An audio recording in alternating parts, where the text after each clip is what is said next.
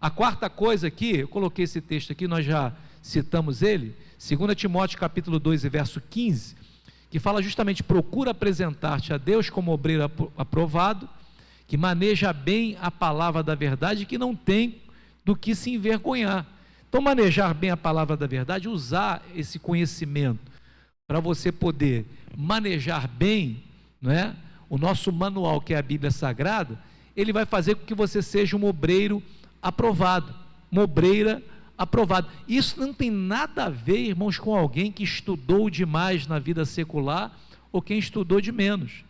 Eu louvo a Deus no nosso meio e nas nossas igrejas, que tem gente que começou a ler estudando a palavra de Deus, não sabia nem ler. Eu louvo a Deus porque tem gente no nosso meio que às vezes não teve oportunidade no passado de estudar nenhum curso primário, mas chegou aqui dentro, não faltou escola dominical, não faltou culto de doutrina, na sua casa deu prosseguimento, e quando fala, quando se expressa, quando prega a palavra de Deus, claro, pelo poder do Espírito Santo, mas também pelo seu empenho em melhorar aquilo que Deus já entregou para ele, porque Deus entrega o talento, mas granjear, multiplicar, melhorar, desenvolver, ampliar, é conosco. O que vai fazer nós ampliarmos? O conhecimento.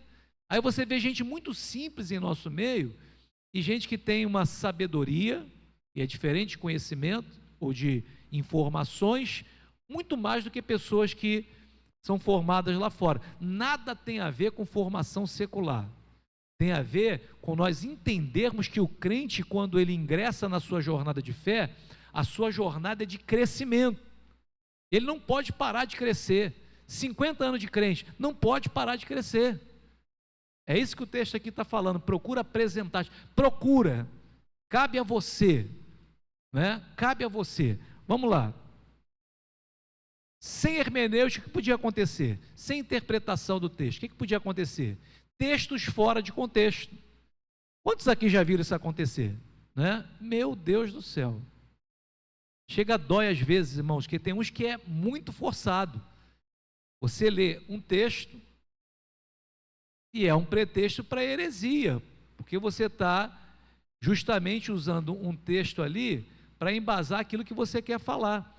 Lembra que nós falamos semana passada sobre os sermões temáticos? O sermão temático é muito perigoso, porque você escolhe o tema e você pode montar, né? Quem sabe o corpo da mensagem de uma maneira aleatória, sem limitações.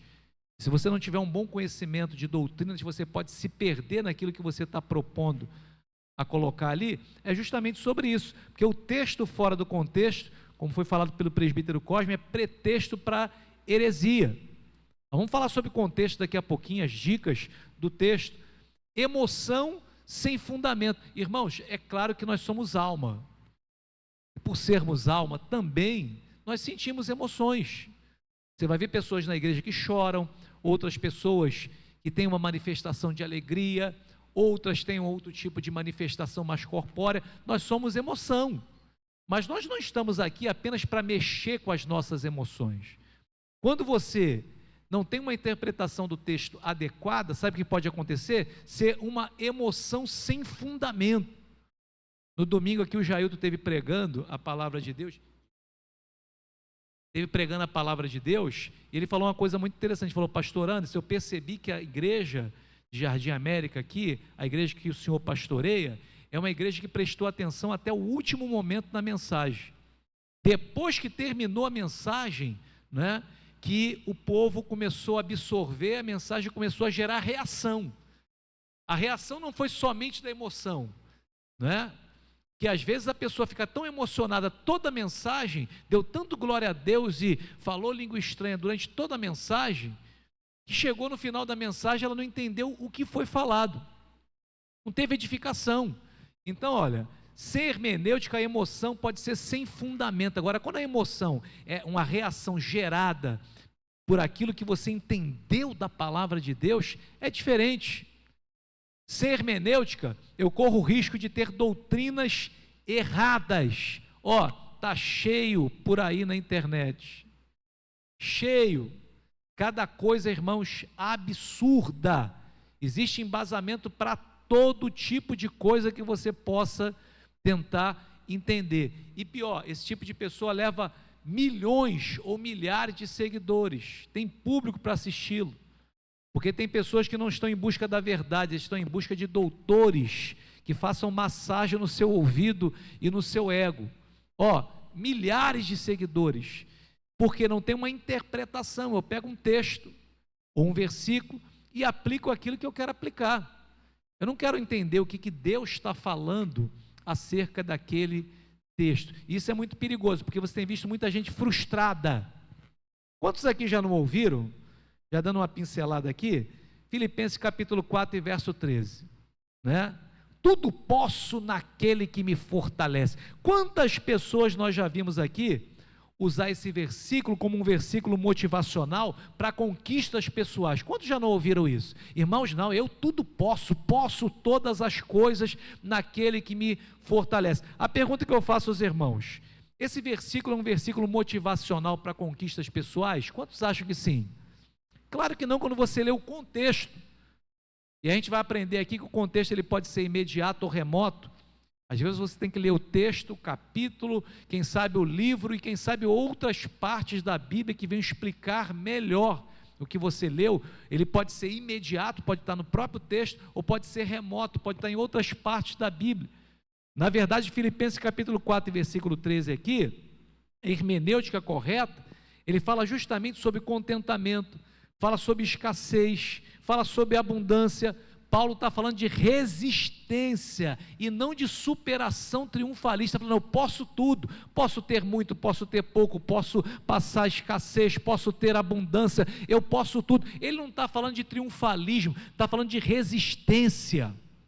Aí quando eu pego esse versículo aqui, isoladamente, não leio todo o capítulo, eu começo a utilizar esse texto, não é? De uma forma que venha apenas satisfazer o meu momento. O texto aqui não fala sobre perseverar, ou melhor, fala sobre perseverar, não de vencer sempre, fala daquele que persevera independente da situação.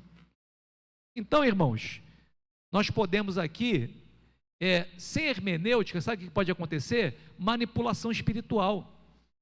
Eu posso distorcer qualquer texto da Bíblia e aplicar. Eu estou sendo manipulado, eu não aprendi a ler o texto. Lembra aqui do pregador de sábado, do Active, que ele falou para nós aqui, e eu peguei? Às vezes até inadvertidamente, o que nós falamos para os irmãos? Leia o texto e fecha a Bíblia, não é isso? Não é nem maldade, às vezes é fechar a Bíblia para não ficar distraído. E aqui nós tomamos aqui uma pancada aqui, e ele falou assim, irmãos, nenhum pregador deve pedir para a igreja fechar a Bíblia. Lembra dos crentes bereanos de Atos capítulo 17? Que eles observavam minuciosamente, examinavam as escrituras para ver se aquilo que Paulo estava pregando estava dentro das escrituras. Ou seja, Bíblia não é para ficar fechada, não. Nós não podemos vir para a igreja apenas para poder avaliar um culto pela emoção do impacto que ele gerou na minha vida. Essa verdade que eu aprendi tem que estar registrada na palavra de Deus, senão nós somos manipulados espiritualmente.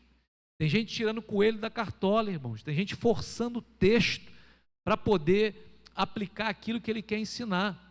Será que é aquilo que o texto realmente quer dizer? Vamos lá. Exemplo bíblico, Mateus capítulo 4 e verso 6. Quem pode ler para mim? Alguém pode ler para mim? Quem achar primeiro, por favor, se pudesse colocar de pé ou sentado mesmo, mais alto que você puder. Mateus capítulo 4 e verso 6. O que diz aí? Vamos lá.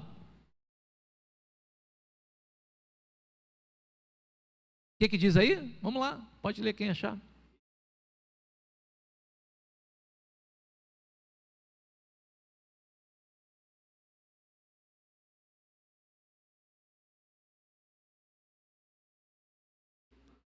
Irmãos, a pergunta que eu faço aqui, esse texto aqui, o diabo citou algo da cabeça dele ou citou a Bíblia? Coloca lá para nós, coloca lá o slide. Ele citou a Bíblia, trecho do Salmo 91. Ele citou um trecho do Salmo 91, ele citou a Bíblia, só que ele pegou a Bíblia e citou fora de contexto. Então eu posso pegar um texto da Bíblia que está na Bíblia e colocar ele fora de contexto. Só que existe uma regra da hermenêutica que diz que a Bíblia se explica por ela mesma. A Bíblia não pode se contradizer, o Espírito Santo não pode contradizer a palavra de Deus. Deus me revelou que não é assim, Deus me revelou que esse texto aí, todo mundo até hoje pregou errado, e eu sou o alecrim, como é que fala aí? O alecrim dourado, e descobri agora que eu tenho a revelação, né? Então assim, citar a Bíblia não é suficiente.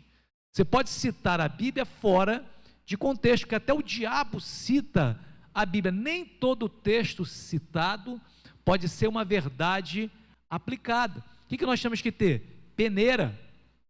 Pregou, ensinou, seja até um anjo, não é isso que Paulo falou? Um anjo do céu ou eu mesmo.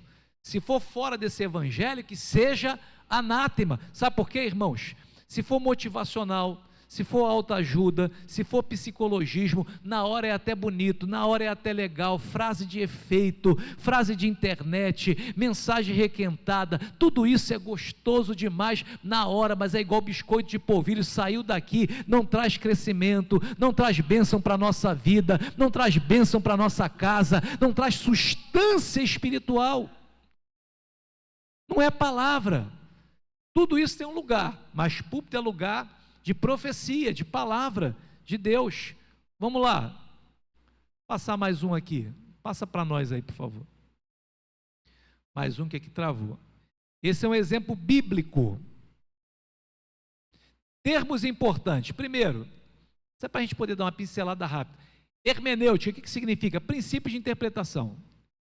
Exegese é importante, porque você vai extrair o sentido do texto. Às vezes no exegese você pode consultar um dicionário, né, para poder entender melhor o que o texto quer dizer, né, o que a palavra está realmente querendo se expressar. Então exegese é você tirar o sentido do texto.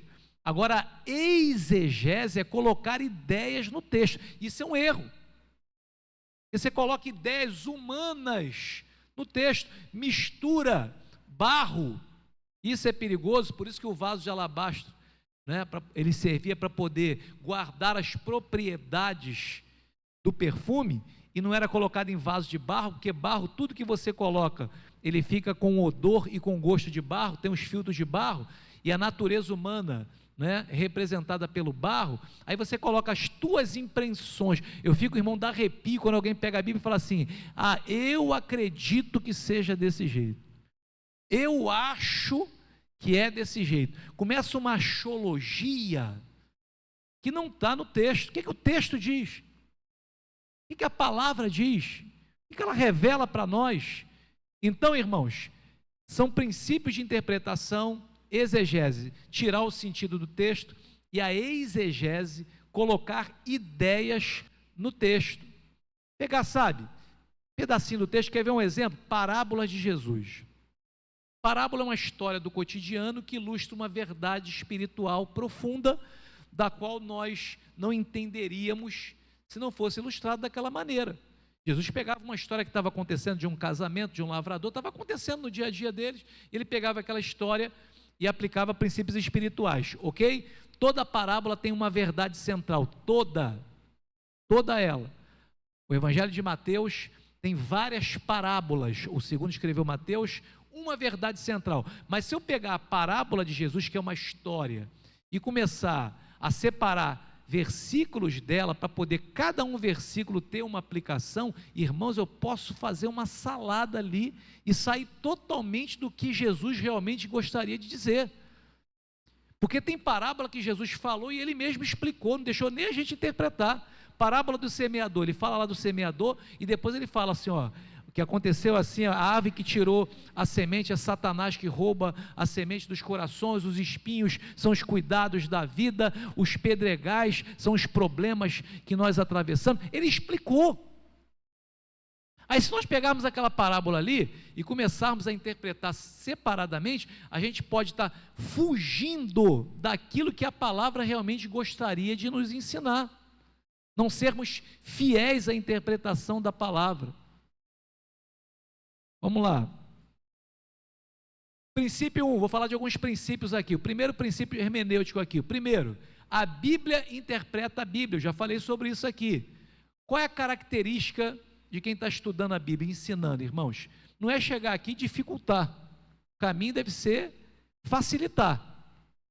Então ele pega textos difíceis, e tem textos difíceis na palavra de Deus, sim ou não? Claro que tem. O apóstolo Pedro fala sobre isso, que nas epístolas de Paulo existiam pontos difíceis que os indoutos distorciam. A palavra de Deus tem pontos difíceis e tem aparentes contradições, porque ela se explica por ela mesma. Você vai ver vários textos da Bíblia, irmão, se você não se aprofundar, você vai falar, houve um erro aqui, houve um problema. Você vai ver textos análogos de Reis e de Crônicas que divergem na informação da quantia monetária.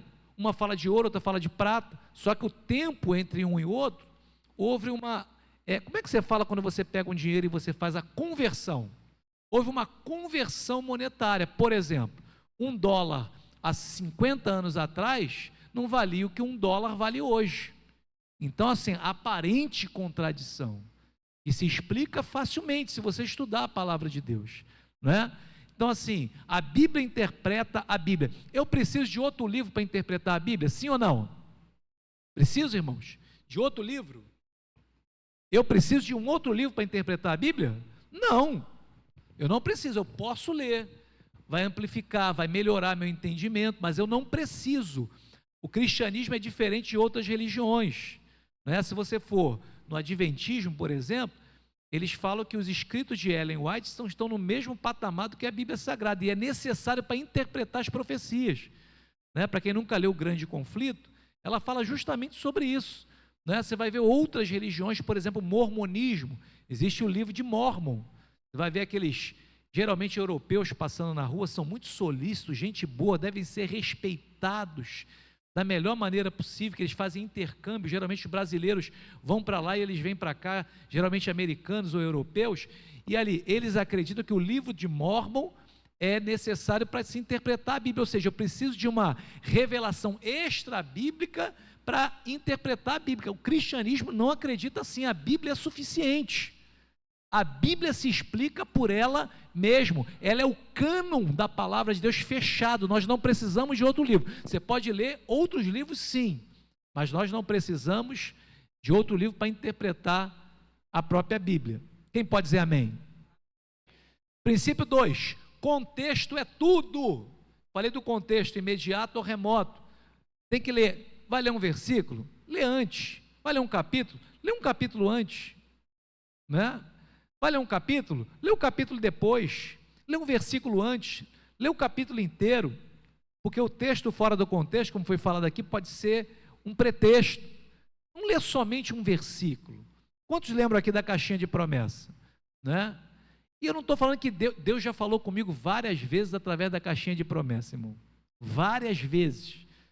Mas não é algo que deveria ser uma prática, que deveria ser somente aquilo para me alimentar, porque é muito pouco, é um fragmento. Você tem um jantar, você vai comer um biscoitinho, né? Você tem um maná, você vai querer a migalha que vai cair da mesa? E o que acontece? Ali só tinha promessa. Então, irmãos, no dia que a gente precisava de uma correção, não tinha, porque só tinha promessa, só servia para poder massagear o ego. Quando estava lá para baixo, eu tirar aqui ainda virava a cara assim, eu não vou ver, né?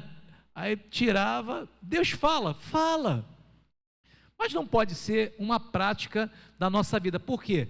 O versículo ali tem um contexto, que se eu não conhecer, de repente a aplicação do contexto ali, pode ser totalmente contrário do que aquilo que eu interpretei, e aí eu estou pensando que é bênção para a minha vida, e não é, né? É repreensão, olha, sempre é bênção, né? Eu estou pensando que é promessa, que é mel, e às vezes é fel, né?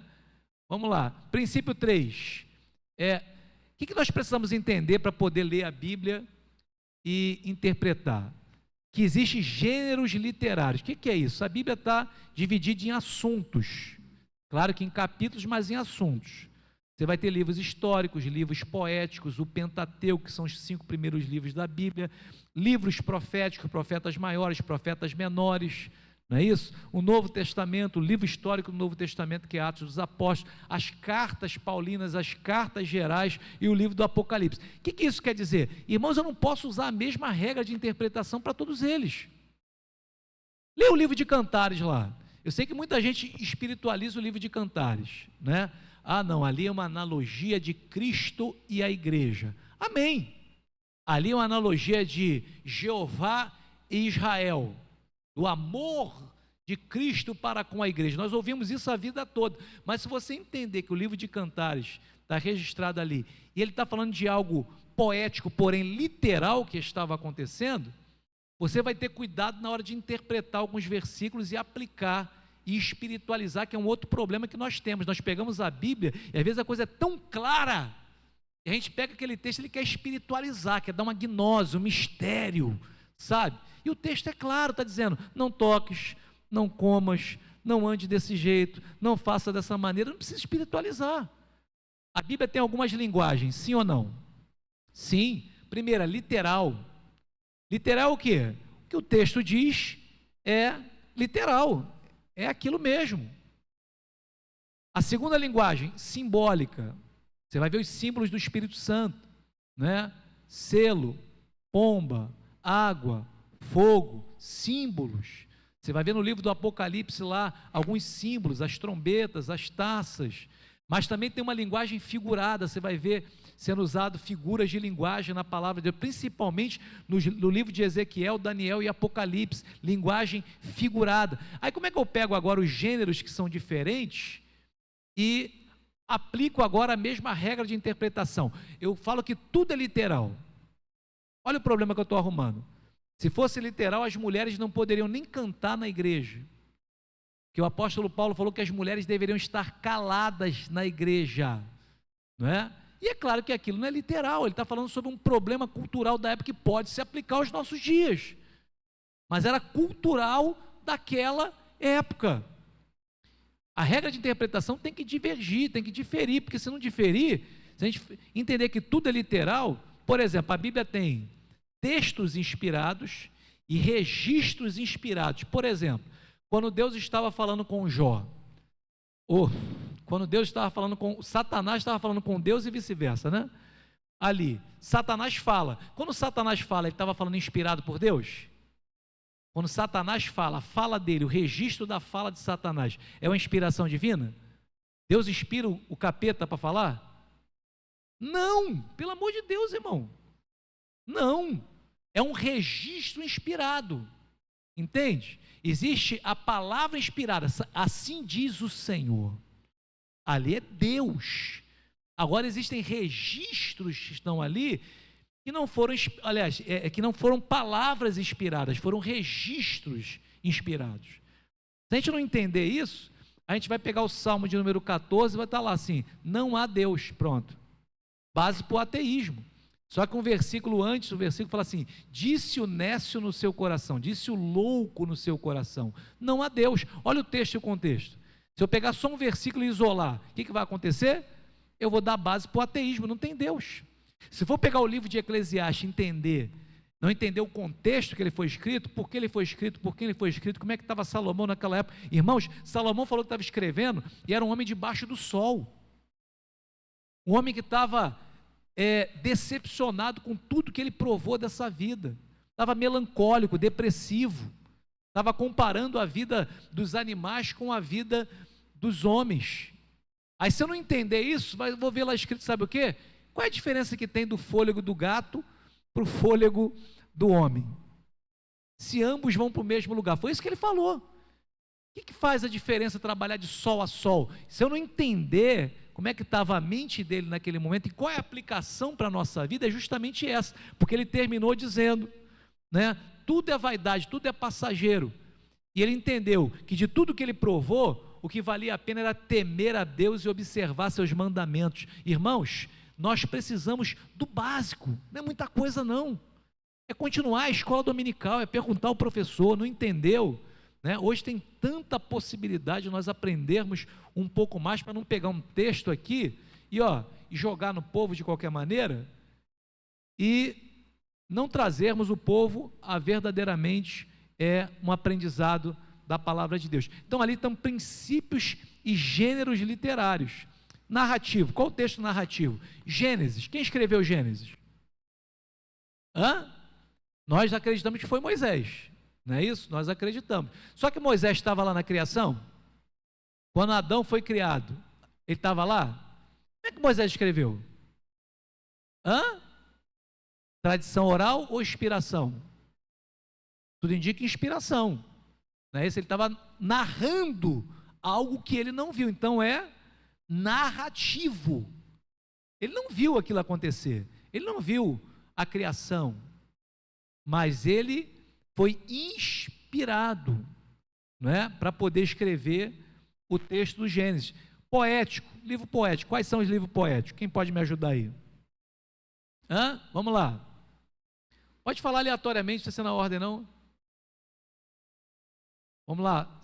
Salmos, Provérbios, não é isso? Cantares, alguém falou Eclesiastes, né? São poéticos, livro poético, a gente tem que tomar cuidado na interpretação, não é isso? Muito cuidado. Então tem lá, ó, os livros proféticos, vamos lá falar pelo menos 5 aí, livros proféticos, pelo menos 5. Isaías, vamos lá, Jeremias, mais qual? Daniel, eu não estou escutando quem está falando, alguém está falando lá atrás, eu não escutei, né? Profetas maiores, Isaías, Jeremias, Ezequiel e Daniel, né? Aos profetas menores, Oséias, Obadias, Jonas, e aí vai, Miqueias, Naum, Abacuque. Por que são profetas menores? Por causa do seu tempo de duração do ministério, não é porque era um baixinho, outro era altão, ou porque era mais poderoso, né? Tempo de duração do ministério. Evangelhos, boas novas, são 4 evangelistas, eu não gosto nem de colocar evangelhos, né? Só tem um evangelho, são 4 evangelistas. As cartas de Paulo, nós conhecemos as cartas gerais, e o Apocalipse, você está ali apocalíptico, né? Erro do copista aí. Princípio 4, contexto histórico. Irmãos, é muito importante quando você está estudando um texto, você fazer algumas perguntas para ele. Quantos aqui já fizeram perguntas ao texto e ele te respondeu? Várias vezes. Que a Bíblia é viva. Você tem que perguntar, está estudando o texto e falar assim, para quem foi escrito isso aqui? Toda a Bíblia, hoje, quando você vai lá no início de cada livro, todas elas, basicamente todas, com raríssimas exceções, tem lá pelo menos por quem foi escrito, para quem foi escrito, no ano que foi escrito e o propósito pelo qual foi escrito. Quando você lê aquilo ali já abriu tua mente. Aquilo ali já vai abrir sua mente muito. Por que foi escrito aqui a carta aos Romanos? Qual era a necessidade da igreja? Por que foi escrita a carta aos Coríntios, a primeira carta? Qual era a necessidade? Quem escreveu? Qual foi o ano? Da onde escreveu? Né? Em que cultura? Qual era a situação? Aí você já viu lá, escreveu aos Coríntios. Quem eram os coríntios da época? Aí você vai lá dar um Google lá e descobre os coríntios na época tinha uma cultura grega. O que a cultura grega defendia? Quais eram os princípios, os valores? Por que Paulo falou sobre a sabedoria daquela maneira, dizendo que Deus, ele não foi ter com eles com sublimidade de palavras, mas com demonstração de poder, porque eles enalteciam a cultura da beleza e do saber, e Paulo estava falando assim, olha, o que vocês estão fazendo aí de filosofia, tá? Eu não estou querendo disputar com vocês nesse nível, eu estou aqui trazendo um evangelho que é poder de Deus para todo aquele que nele crê. Aí você vai entender certas coisas. Qual era a situação? Sabe muita coisa, não pergunta o texto, ele vai te informando. Lê o texto. Procura, não é, melhorar. Esses dados, irmãos, faz você ter um outro entendimento da palavra de Deus. Princípio 5. Qual era a intenção do autor? Eu acho que esse aqui é o principal. O que o autor queria nos comunicar com isso? Não é aquilo que eu sinto que significa. Eu não posso ter uma particular interpretação. Que perigo é isso, irmãos? Porque quando eu interpreto alguma coisa com aquilo que eu sinto, ou com as minhas experiências, sabe o que acontece? Eu estou observando com as lentes da minha própria vontade. E aí a palavra de Deus pode ser manobrada para onde eu quiser. Mas quando eu pergunto ali, o que o autor quis comunicar, pelo menos um pouco, o que ele quis me dizer com esse texto aqui? O Senhor é meu pastor, nada me faltará. Todo mundo gosta desse versículo, sim ou não? Até eu gosto demais de ter o Senhor como pastor, não é? Mas quando você estuda o contexto, o que deixa entender? E quem tem o Senhor como pastor, não tem falta mais de nada. Ele pode até passar adversidade, vai passar no vale da sombra da morte, vai ter momentos difíceis na sua trajetória, mas o Senhor é suficiente para ele, é isso que ele quis transmitir. Ele não quis dizer que ele não teria mais falta de nada, que ele não teria problemas na vida. Todo mundo gostaria disso. Pare de sofrer. Acho que é o slogan que todo mundo gostaria de aplicar na sua vida, mas não é uma verdade. Isso produz gente frustrada. O evangelho genuíno faz você entender, irmãos, quem verdadeiramente é Deus, o caráter de Deus, não é? Então a intenção, o que o autor quis comunicar, não o que eu sinto que significa. Princípio 6, revelação progressiva. O que é isso, pastor? Lembra do texto lá de Provérbios que diz que a vereda do justo é como a luz da aurora, que vai brilhando cada vez mais até se tornar dia perfeito? Você já viu amanhecendo? Né? Não amanhece de uma vez, calma aí, o sol chega, cheguei. Né? O que vai acontecendo? Vai clareando, aos pouquinhos, daqui a pouco, né? A revelação da Bíblia é progressiva. Existe um texto, olha para mim, por favor, se é Êxodo 6,3, ou é 3,6, é 6,3 eu acho, né? O Senhor fala para Moisés dizendo, eu apareci a Abraão como El Shaddai, mas pelo meu nome Iavé, eu não lhes fui perfeitamente conhecido. Revelação progressiva. Quando apresentou-se 6,3, lê para nós, presbítero Cosme, por favor.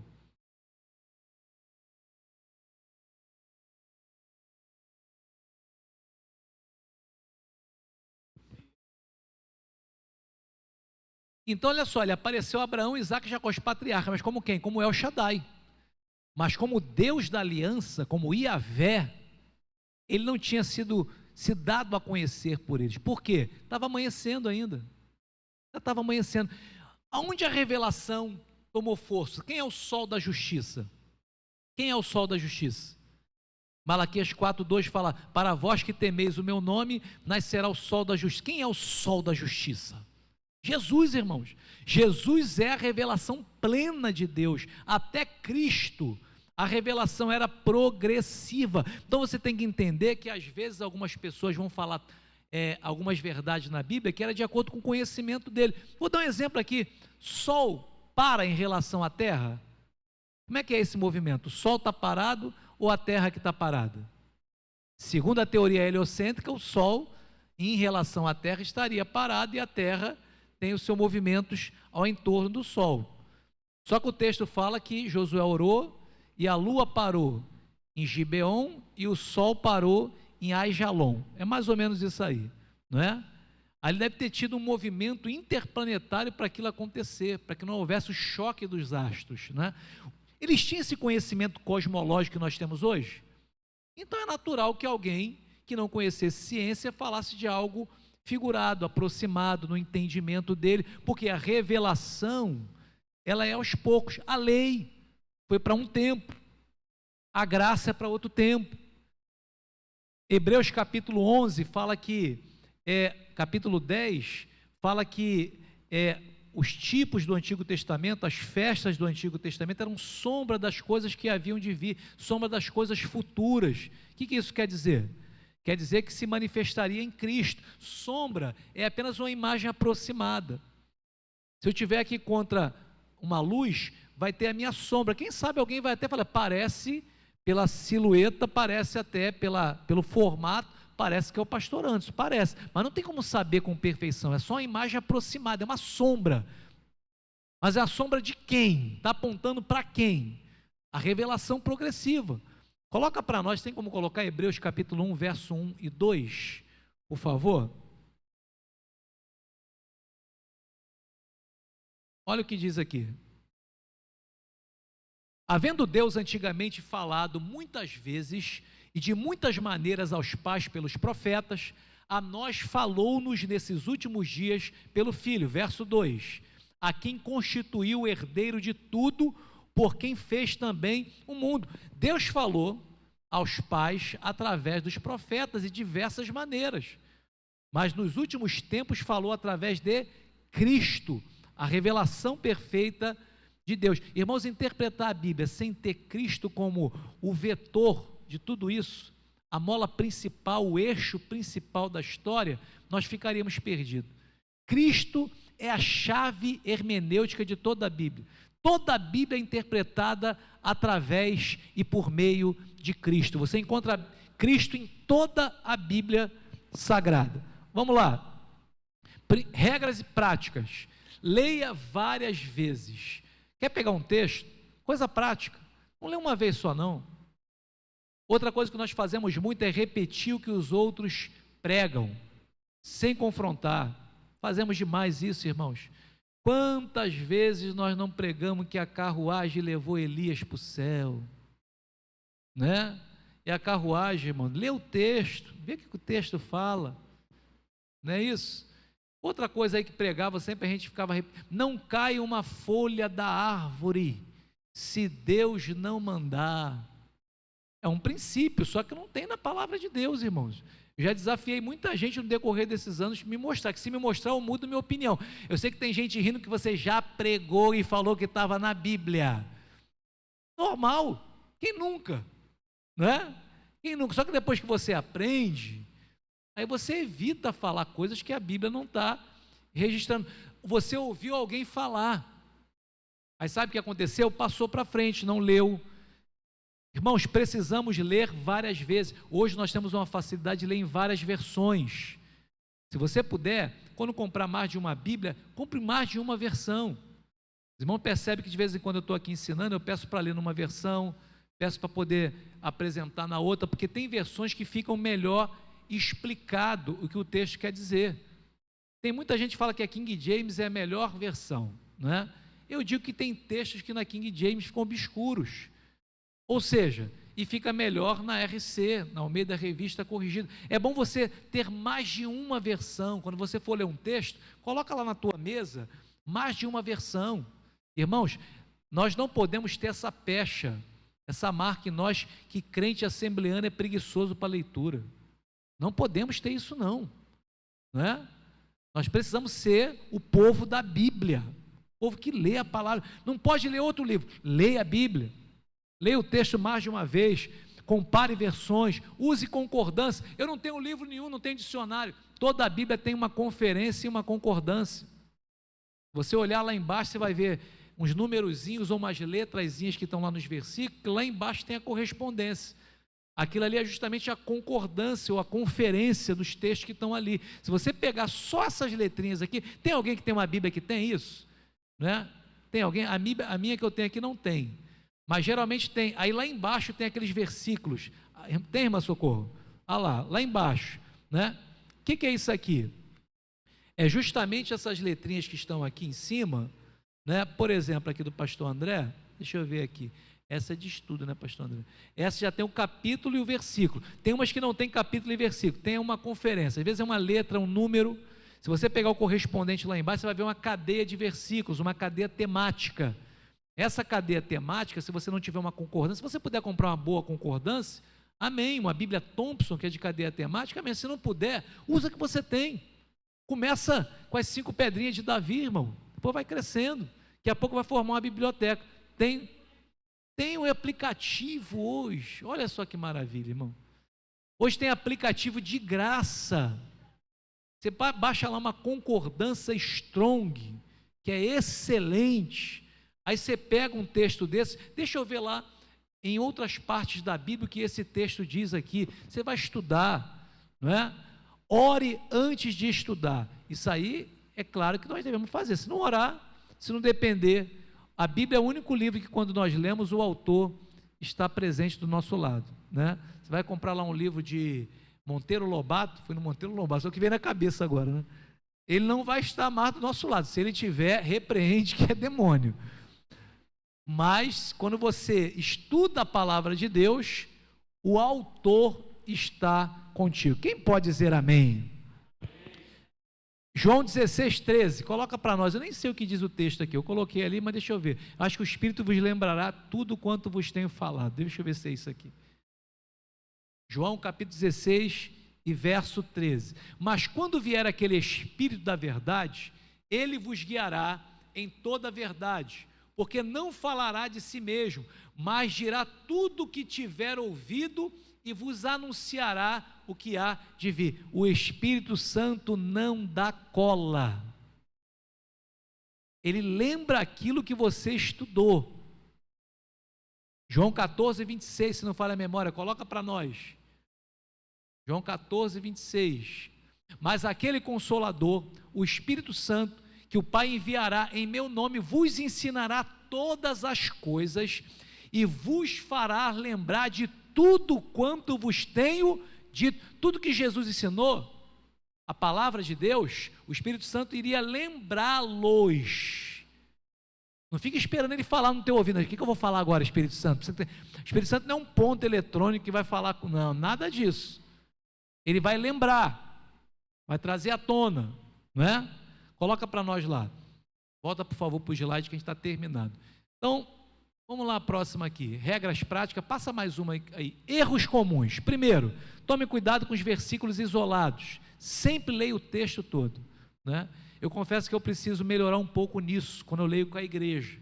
Claro que em casa a gente lê, mas assim, a gente vê o tempo, e a gente quer reduzir o tempo, às vezes a gente lê só um versículo, 2, eu preciso melhorar um pouco. Eu gosto quando eu vejo o pastor André fazendo uma leitura oficial, quase do Salmo 119 aqui com a igreja, né?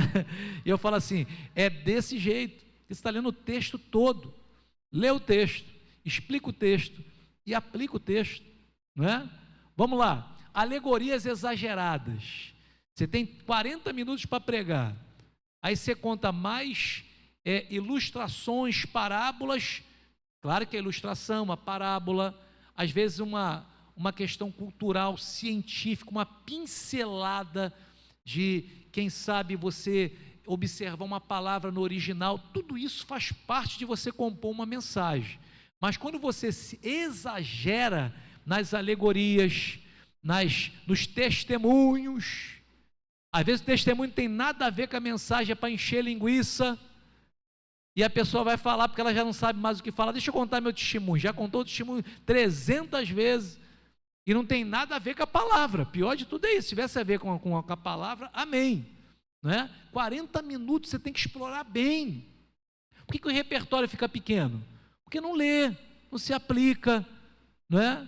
Se lê e se aplicar, o repertório vai aumentando. Eu falei aqui, com 16 anos, eu preguei a minha primeira mensagem na igreja, e a mensagem não foi mais do que 10 minutos, não foi. Hoje em dia eu me policio para ficar dentro dos 40 minutos, 1 hora, tem um pouquinho mais de repertório. Acredito eu que vai passar o tempo, a gente vai ficar com um repertório um pouco maior.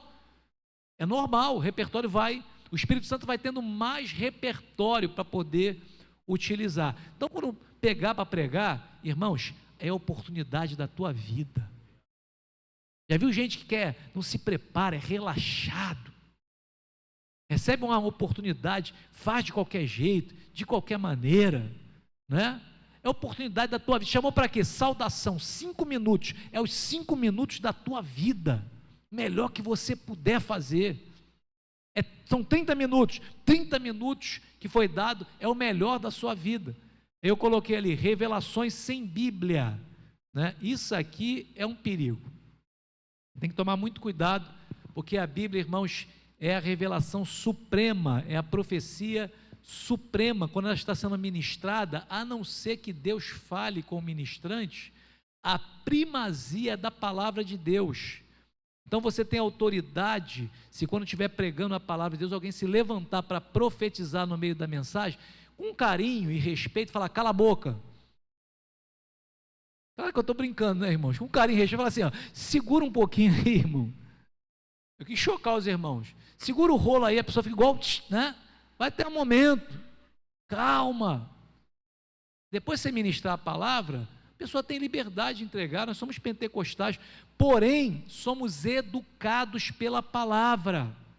O apóstolo Paulo, em 1 Coríntios, no capítulo 14, escreve um compêndio da necessidade, a partir do verso 26, da necessidade de ordem no culto. E ele fala, vocês poderão profetizar um após os outros, porém que não se estenda de 3 ou 4 profecias. Sabe o que ele está dizendo? Não pode ter campeonato de profecia, porque senão não tem culto que vai a gente fala assim, pensa que é brincadeira, mas eu já fui numa vigília que tinha campeonato de profecia, e pior de tudo que eu ia pregar, me deram para me pregar 5h30 da manhã, aqueles que profetizaram, à noite, dormiram, não ouvi, quando não foram embora, e o pregador estava sem unção, aí é o pregador que está sem unção, né? Então assim, acontece muito no nosso meio, quando não há ensino. Eu tinha um grande amigo que dirigia uma grande vigília, irmãos, ali em Farrula, em Belford Roxo, que ele começava a vigília lendo 1 Coríntios, capítulo 14, verso 26. Se tivesse fogo estranho, ele já apagava ali.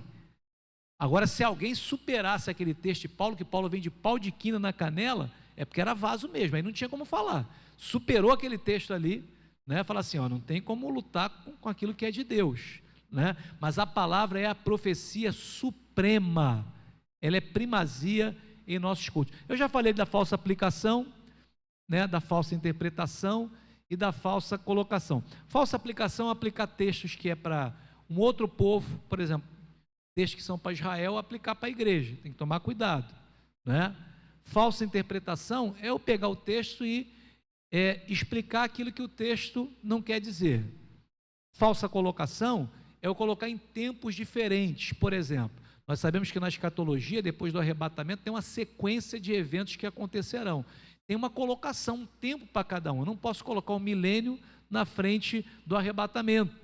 Eu não posso colocar novos céus e nova terra na frente do milênio. Tem uma colocação, tem um tempo para que ele aconteça, né? Eu não posso pegar e interpretar do meu jeito. Vamos lá. O Espírito Santo, 1 Coríntios 2,14, o Espírito revela, mas não contradiz a palavra.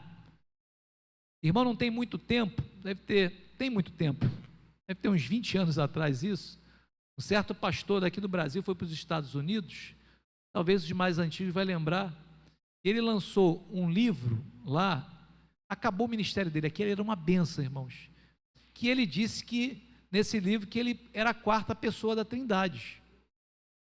Ele falava nesse livro que ele era a quarta pessoa da Trindade, que ele veio para manifestar a glória de Deus através do avivamento nessa terra. Irmãos, pessoa respeitada, pessoa bíblica, que já tinha uma história linda de fé, de ensino da palavra de Deus, se deixou levar por algumas coisas, perdeu o rumo no meio do caminho, e hoje o ministério dele é um ministério falido, não existe mais, por conta de um tropeço teológico lá atrás, era a quarta pessoa da Trindade. Então o Espírito Santo revela, mas não contradiz a palavra. A revelação tem que estar de acordo com o que a palavra diz, senão não é Espírito Santo, senão não é Espírito Santo.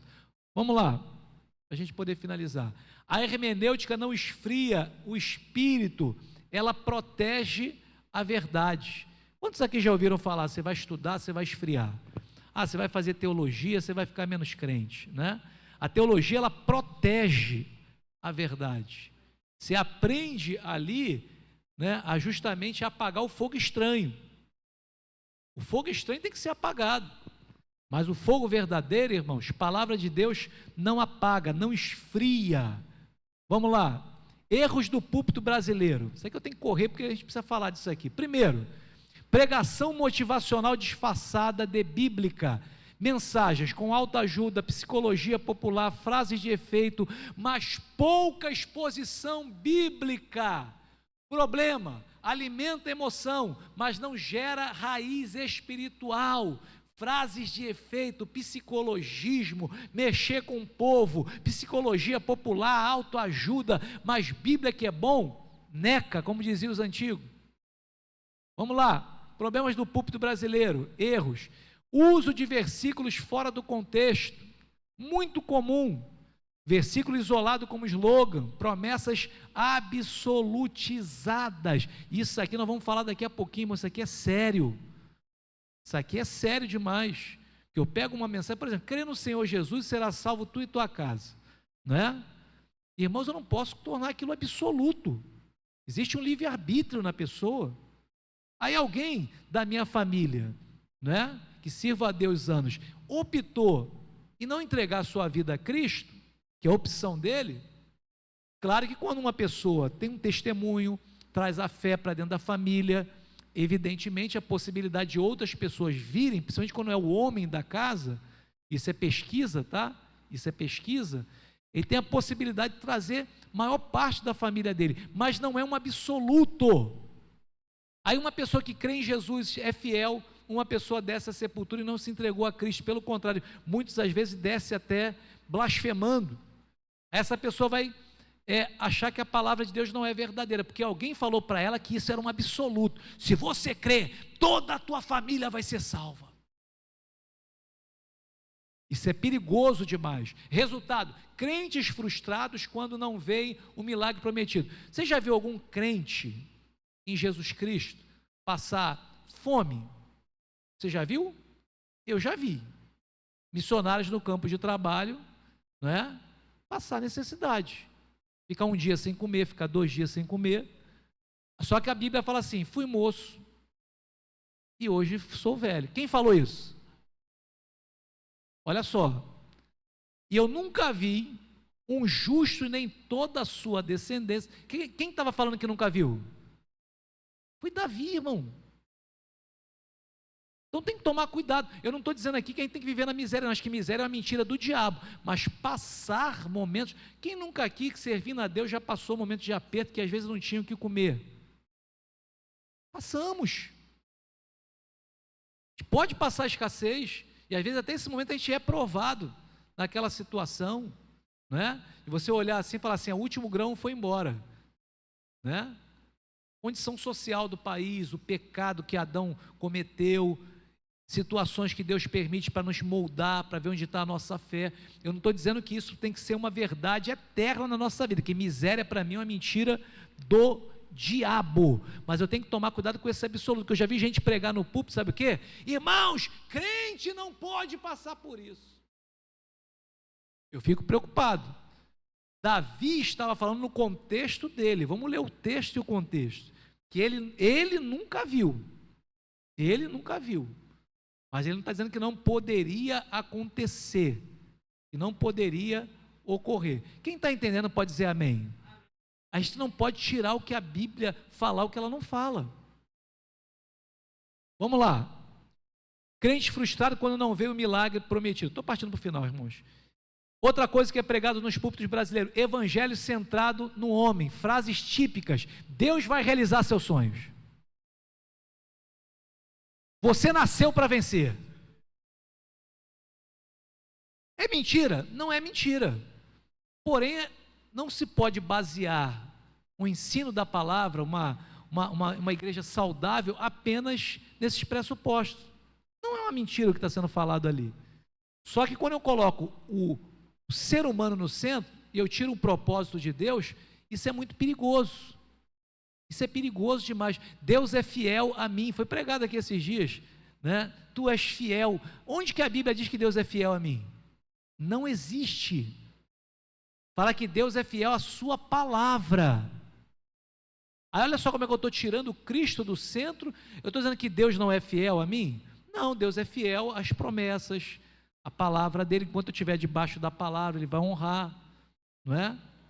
A gente tem que tomar muito cuidado, porque assim, a gente coloca a gente no centro do propósito. Deus tem um plano específico para a minha vida. É uma mentira isso? Não é uma mentira, mas eu tenho que tomar cuidado para não achar que eu sou o centro do plano e todo o demais gira em torno do que Deus tem para o meu poderoso ministério. Enquanto Deus tem um plano, e eu faço parte desse plano que não é para mim, é dele. Eu sou uma pequenina engrenagem desse plano. Tirando o homem do centro, fica mais fácil nós entendermos a soberania de Deus. Isso se chama antropocentrismo. Qual o erro aqui? Troca do evangelho cristocêntrico por um evangelho antropocêntrico. Eu sou o centro de todas as coisas. Vamos lá, espiritualização exagerada. O que é isso? Tudo é demônio, tudo é mistério, tudo é profético, mesmo quando o texto é simples. Tem texto que não tem que inventar, é simples. Precisa espiritualizar, é literal. Quando você lê a Bíblia em Deuteronômio principalmente, você vai ver, sabe o quê? Várias regras sanitárias.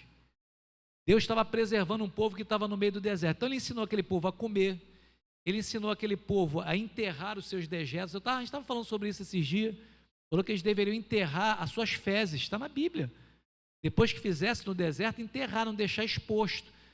Na Idade Média, sabe o que acontecia? As pessoas faziam na latrina e jogavam para o lado de fora das casas, as ruas eram infestadas, não tinha saneamento básico. Aí eu vou olhar a Bíblia, não é? 3.000 anos atrás, já se falava de saneamento básico, Deus estava falando de saneamento básico. Irmãos, eu vou espiritualizar isso? Não, Deus falou isso aqui, porque isso aqui tem algum sentido profético. Deus estava ensinando a gente a ser higiênico, porque a limpeza é parente da santidade. Aonde eu chego tem que ficar melhor do que eu encontrei. E ponto. O princípio é esse. Deus estava criando uma nação diferente, não é isso que ele falou? Vocês serão diferentes das demais nações. Chega a instruir, se você encontrar um ninho, e esse ninho tiver com os seus filhotes, não remova esse ninho. Olha só que coisa linda. A Bíblia falando de ecologia. Você vai ver muita coisa relacionada a isso que não tem nada de espiritual. Deus estava ali orientando. Se você cercar uma cidade, não corte as árvores que estão em torno dessa cidade. Quem falaria isso, irmãos? Quem estava preocupado com natureza naquele tempo? Tinha pouca gente no planeta Terra. Hoje a gente pode se preocupar. Mais de 7 bilhões de pessoas e traz uma preocupação grande. Deus já estava preocupado lá na lei. 1445 a.C. Deus estava preocupado com isso. Então a gente pega um texto desse espiritualista, tem gente que arruma alguma coisa para poder tirar uma...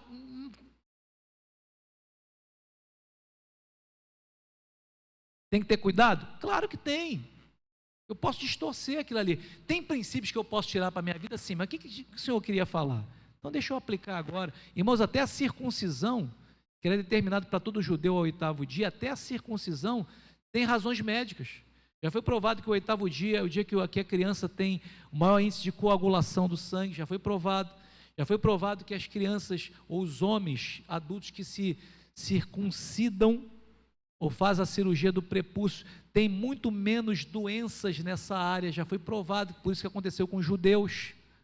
Então Deus estava preocupado somente com a espiritualidade ou com a questão higiênica, questão médica? Ele estava no deserto, não tinha água para se lavar, não tinha água para tomar banho, vai comer carne de porco?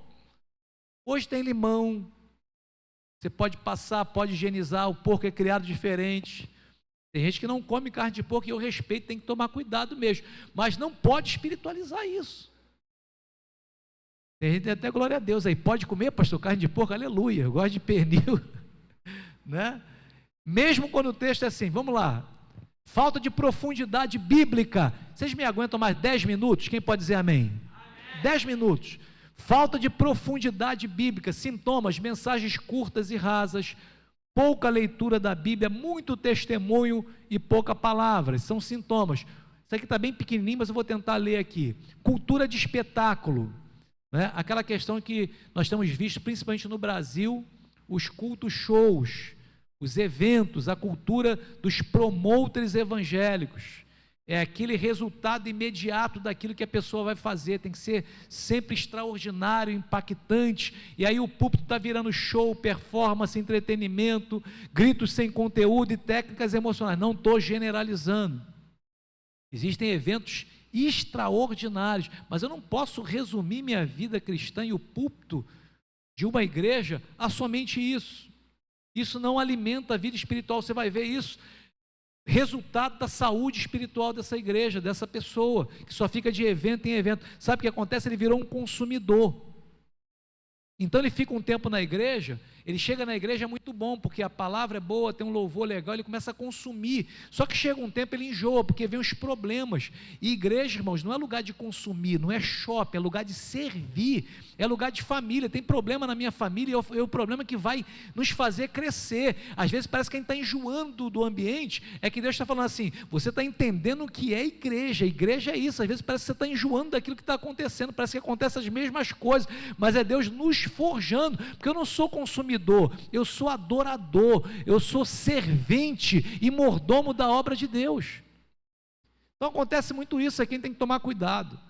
Vamos lá, pregador como celebridade. Isso aqui eu não vou nem entrar por aqui. Se desenvolve, né, todo um trabalho acima da celebridade, e para essa pessoa, se ele não tomar cuidado, porque ele acaba sendo uma pessoa que é uma celebridade instantânea. Ouça isso, irmãos. Deus tira uma pessoa lá de fora, que lá fora muitas vezes ele não tinha tanta expressão, salva, tem um chamado, é talentoso, mas não senta para aprender, não é forjado, é neófito.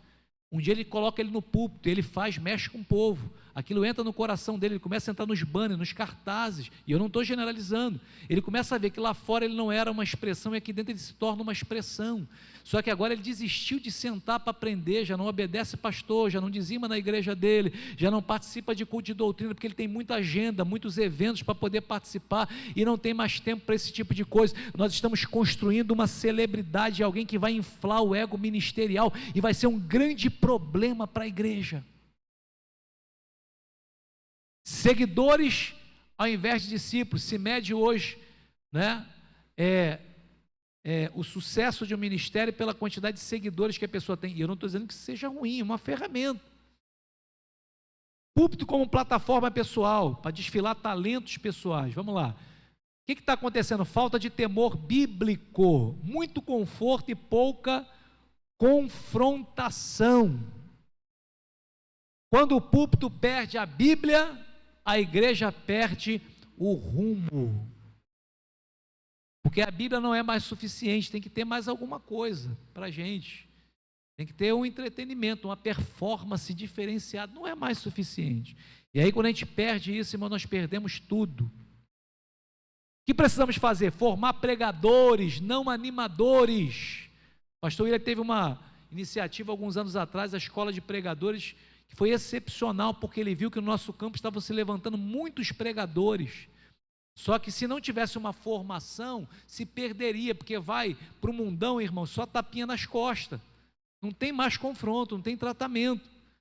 Então tem que ser formado primeiro, tem que entender, né, o que ele é, para o que ele foi chamado. A igreja precisa parar de formar comunicadores sem Bíblia, muita técnica e pouca Bíblia, influências de púlpito, e voltar a formar homens da palavra e mulheres cheias da palavra. É por isso que nós estamos aqui, voltar o temor de Deus. Antes de técnica, precisa voltar o temor santo. O púlpito não é palco, é lugar de responsabilidade eterna, e nós temos um juízo maior diante de Deus. Aquele que ensina, mais duro juízo está sobre a sua vida. Olha a responsabilidade. Mexer com o povo não é difícil, irmãos, não é. Você conhece os movimentos do púlpito com o tempo de ministério, você conhece a maneira, né, de mexer com a massa, não é. Agora, cuidar de um povo e realmente continuar fiel à palavra de Deus, ainda que isso não traga ibope para a sua vida, aí sim, você não perde o fio do teu ministério, sabendo para o que Deus te chamou. Vamos lá, recolocar a Bíblia no centro, ficou bem pequenininho, não é esse, né? Sem Bíblia não há púlpito, a Bíblia é o centro, não existe um grande pregador, existe uma grande mensagem, e ela é a Bíblia Sagrada, não existe um grande pregador. Restaurar significa mais escritura, menos opinião, mais exposição bíblica, menos frases prontas. Pregação bíblica não é citar versículos, é explicar o texto. Resgatar a vida secreta com Deus não pode ser apenas a vida pública, a performance, mas é a vida no particular, porque no particular não tem como desfilar os meus talentos, os meus dons para serem apreciados e até mesmo bajulados pelas pessoas, mas é lá na vida secreta com Deus, da preparação, da olaria de Deus, é que surgem os grandes pregadores, no altar secreto da oração, do jejum, da santidade. Está faltando pregadores? Falta pregador? Antigamente você contava no dedo, uma Verônica, no dedo. Você ia fazer uma festa, pregador para jovem, você tinha uma luta para convidar pregador para jovem. Hoje está batendo cabeça. Batendo cabeça. Me permita me dizer isso. Não falta talento na casa. Não falta cantores. Vira aqui a menina que cantou. Falo menina porque eu a vi nascer, a Paola, né? Uma bênção na mão de Deus, cantou aqui no domingo, irmão. Falei, fiquei assim, eu nunca tinha visto a Paola cantar. né? Conheço os pais dela, e ela desde que nasceu, literalmente, e nunca tinha visto a Paola cantar. Quando ela cantou, eu falei, meu Deus, um talento, não faltam ferreiros. Está faltando, sabe o quê? É altar no secreto, gente com responsabilidade com aquilo que fala, com aquilo que canta, porque depois eles vão embora, nós vamos embora, mas é a igreja, é o pastor, são os líderes que fica tratando a pessoa, mas é isso que dá ibope. E aí nós temos visto uma igreja que deveria ganhar o Rio de Janeiro, a julgar pela quantidade de eventos que nós temos todos os dias, ganhar. Por que a igreja está tão doente? Por que está regredindo? Será que não tem que ter uma volta, né, aquele estilo de pregação, as mensagens bíblicas que nós tínhamos antigamente? A Bíblia é suficiente. Valorizar o estudo sério da palavra, restaurar o púlpito exige hermenêutica, teologia saudável, contexto bíblico, unção, não substitui o preparo. Não, tem unção, eu não preciso mais me preparar. Sinais de um púlpito restaurado: Bíblia aberta, Cristo exaltado, pecado confrontado, graça anunciada, Espírito Santo operando sem manipulação. E aí eu finalizo aqui com 2 textos para nós meditarmos em casa. Eu anotei aqui textos que o púlpito precisa reaprender a interpretar. Nós ouvimos a interpretação errada. Primeiro, Jeremias 29:11, puder ir colocando para nós aqui, né? Eu que sei os pensamentos que tenho a vosso respeito, né? Pensamentos de paz, é isso que diz o texto? E não de mal, para vos dar o fim que esperais. Nós pegamos esse versículo aí e aplicamos como uma promessa de prosperidade imediata, sim ou não? Eu vou falar, sou réu, confesso, eu já mandei esse texto para alguém que fez um aniversário, e para mim eu queria desejar prosperidade imediata. Mas lê o contexto para você ver. O contexto é uma carta para os exilados da Babilônia, e a promessa ali era coletiva, e teria o seu cumprimento depois de 70 anos. Irmãos, quando eu leio isso, que nem toda promessa bíblica é instantânea, e nem individual, tem promessa que é coletiva, e não é instantânea. Quando eu estudo o contexto, fica mais fácil de eu entender. Quantos já leram aqui Mateus 7, verso 1? Não julgueis para que não sejais julgados. Qual é o erro comum? Usar esse texto para impedir que exista uma correção bíblica, sim ou não? Irmão, você vai me julgar? A Bíblia diz, não julgueis para que não sejais julgado. Só que o mesmo texto, no verso 16, diz que eu posso discernir uma árvore pelos frutos, e isso é julgamento. Só que o texto nos adverte sobre 2 coisas: na mesma régua que eu julgar, eu vou ser julgado.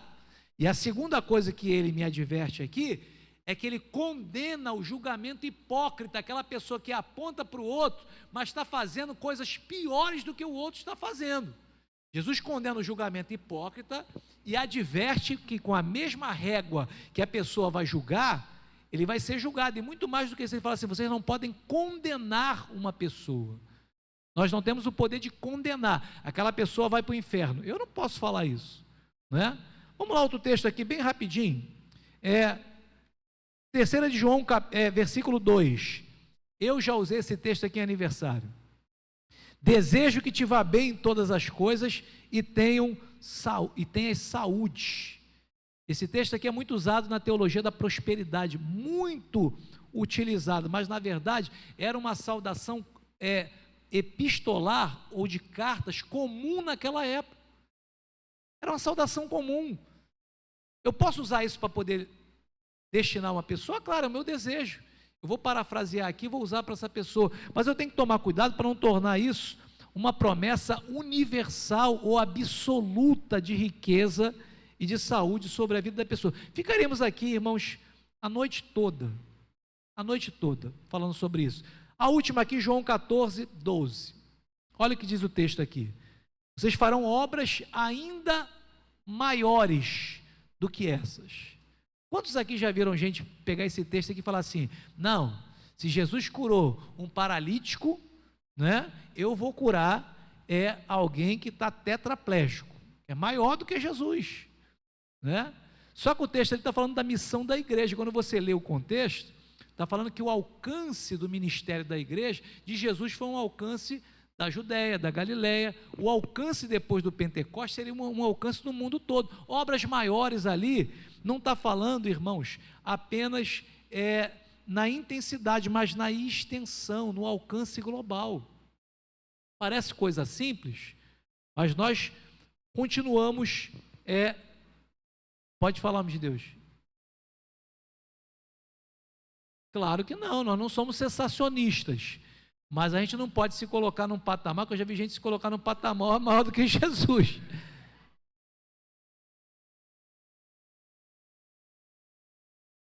Sim, sim, tanto que ele fala aqui, que obras ainda maiores, vocês vão ter um alcance geográfico muito maior do que eu.